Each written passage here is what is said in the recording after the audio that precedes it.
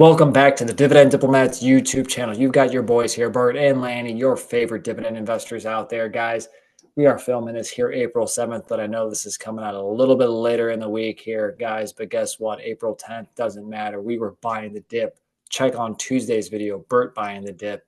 He wasn't only the one buying the dip. You know, this guy was also buying the dip from April 3rd to April 7th. So diving in here, guys, on my stock purchases from those 3 business days. Smash that subscribe button, everybody. Give this video a thumbs up. How at your boys, the Dividend Diplomats. We are taking money off the sidelines and putting it into the market. Let's go. Let's freaking go. So, Lanny, I talked about my purchases on Tuesday. So check that video out, everyone. If you want to see where I deployed $2,000 over the 3 days of the dip, let's see what Lanny's doing here. Bert dropped $2 freaking grand, guys. Let's give him some love right there. How much did you guys drop in the market the last week? We want to hear it. We want to see it. Proof is in the pudding, and that's what the diplomats are doing, guys. Again, buying the dip is the memo here. Buying more passive income for less. All of these stocks and ETFs that I'm about to go through were already in my portfolio, so I'm just bolstering into those positions here, Bert. Yeah, it's freaking awesome here. Remember, everybody, when times get tough, tough get going. Yes, there's going to be short-term volatility. We're long-term investors. Go and run for the fucking hills. No, we're saying you got to ignore that short-term noise. You got to ignore what's going on. Focus on the long term. That's what we're doing here, and that's what we're trying to build our long-term portfolios to help us reach financial freedom. So we don't know what tomorrow is going to bring, but we're telling you we're investing in companies that we believe in, funds that we believe in and want in our portfolio. Yeah, stock positions you want to own, and when they get below your average cost basis and you believe in them and you don't see anywhere but that they'll be fine, and you buy more. And that's exactly what Bert did. It's exactly what I believe I did. But again, this is personal finance, not recommendation, not any professional advice. So again, this works for me. Yeah. So let's dive in. April 3rd, guys, is when the busyness started happening. I had bought, it looks like, a few different stocks, maybe a few different times on April 3rd. But we'll start. This is in order of the timing of actually each purchase. So you're going to get the timeline. By step, you're going to see what Lanny was thinking, where he was going to add to those positions. I've always said I wanted to buy T-Row at 90 or below, and they dropped to $86.74 on Thursday last week. So I bought a share at $86.74, adding $5.08. I was buying last year Pat Carr, right? I was buying Pat Carr a lot in the mid-90s, 92 to like 98 range. So anytime I saw them in that range, I would buy. So I bought a share of Pat Carr Thursday, 94.61. I'm added $1.32, not talking any special dividend right now. Yeah, I should clarify. By stupid, I didn't mean Lanny was stupid for buying T-Row. I bet it's stupid that you're catching T-Row price below $90 per share. Oh, and it gets dumber. Dumb and Dumber is going to keep happening. Dumb and Dumber. Yeah. And, Bert's got a huge position in this fintech bank, which it is a bank. I also have a small position, not quite as large as Bert's, but I did put $100 into SoFi stock. Ticker symbol is SOFI. I own almost a couple hundred shares now, but I bought some, I think, around the 12-ish mark. Bought another 100 at $10.94, adding 9 shares. Doesn't add any income, but it's a stock and a bank. It's a bank that I believe in. Yeah, clearly so much you believed in it. You moved your investing portfolio over there to SoFi. Wow. Yeah, so everyone, there's a video. Let's throw that link up there. So if you want to see why Lanny moved his funds from Ally over to SoFi, check out that video. Boom, there it is. And I wasn't done yet on April 3rd, guys, because I came back to Pat Carr. Pat Carr dropped another $2 later on that day. So I said, all right, Pat Carr, let's get another share at $92.52. So the first one was at $94.61, so $92.52, adding another $1.32. And then I was like, you know what, the hell with it. I know I've got my automatic Vanguard VYM high dividend yield ETF investment plan, but I said, let's giddy up and buy another share of VYM at $124.38, which was like a $10 drop in that share price. I love it. I mean, that's what we did in our portfolio here with VIG and SCH2. We went off our weekly schedule to grab more when the price fell down. So I love that you built up the VYM. You sprinkled a little bit more. And on April 3rd, as the market was falling, you had that blend. individual stocks, Lanny, and ETFs. You pick the stocks you like, but you also just said, I'm going to diversify and just grab the entire fund while it's dropping. I love that. Yeah, invested about $498, grabbed $11+ in passive income there, guys. So now let's get into the Friday, April 4th, guys. The bloodbath continued. As soon as Main Street Capital dropped below 55 a share, I put in $225-ish dollars. Let's just round it. And grabbed 4.13 shares at $54.35, adding about $12.39 in forward income, guys. So Main Street was coming back down. Go ahead, Bert. I say you've been really targeting Main Street on a pullback. That's been like I feel like your top of, if it comes down, I'm going to grab more. So I'm pumped up that you built that position and grabbed. 54 was still a premium, from a NAV standpoint, but we'll get to some more purchases later on here, guys. PACCAR dropped another $2 a share on Friday, so I got it at $90.58. So 94.60, 92.50, 90.5. So I added another $1.32. And then SoFi dropped, I don't know, a 10% drop. So I said, all right, let's grab another $100 of SoFi, grab 10.15 shares at 9.85. So literally almost a dollar drop to SoFi. Wow. Added no income there. Main Street, though, came back around again here, Bert. So, guys, again, to keep it in order on Friday, started it with Main Street, went to PACCAR again, PCAR, jumped to SoFi again. Main was really the newer one on Friday because PACCAR, that was my third purchase in 2 days. SoFi was my back-to-back purchase, one on Thursday, one on Friday. Then later on, though, on Friday, I said, I'm not done yet, jabronis.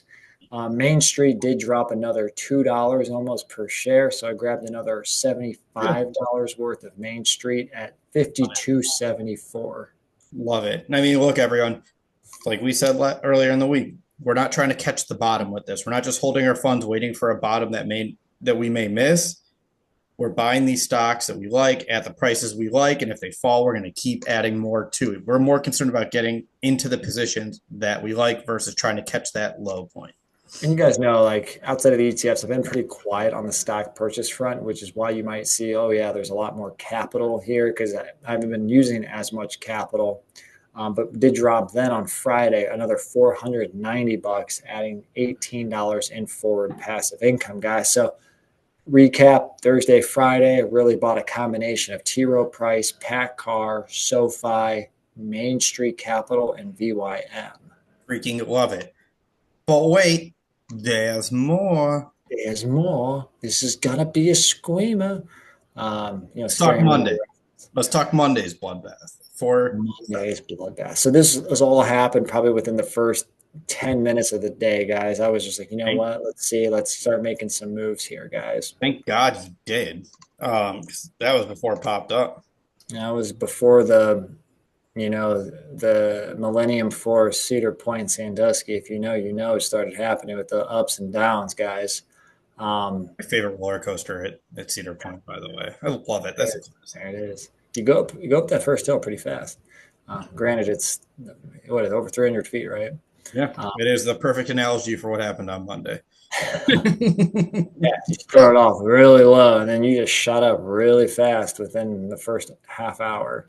Because to start, I did buy an extra $100 of VYM. Remember, I bought one full share on Thursday at $124. This is $11 share price drop from Thursday's price point. So I bought them at $113.27, $100 worth. Love it. Love it, Lanny. I freaking love it there. And then you went back to the same well you've been picking on from last week with that next stock purchase. Yeah, Main Street Capital, right, Bert? So again, Friday's last purchase was at $52.74 and about 75. Monday morning, I put another $100 at $48.72 for Main Street Capital, guys. So, it was almost a 10% drop from that price point on Friday. So grabbed another 2-ish shares. Again, put about $100 in on Main Street. Absolutely incredible. Love it. So your first purchase of Main was at 54.35, and then that second purchase was at 48.72. Absolutely wild. Okay. You And then take guys it. went back. Yeah, went back to the Dividend Aristocrat from Thursday. You guys Mhm. remember T. Rowe Price grabbed them at 86.74 on Thursday. Mhm. Well, on Monday, I grabbed one share of T. Rowe at 78.98. Which again, it was almost another flash 10% drop almost. Yeah, I went elsewhere. I should have grabbed some of T Row while it was under 80. My God, phenomenal. Grabbed only one share, of good old T Row, the good old 1.6, well, probably 1.0 trillion in assets now under management. Yeah, they might be under the 1 trillion mark. We shouldn't laugh, but Right, right, because especially because revenue is all generated usually based on that AUM. But but I the surrounding area.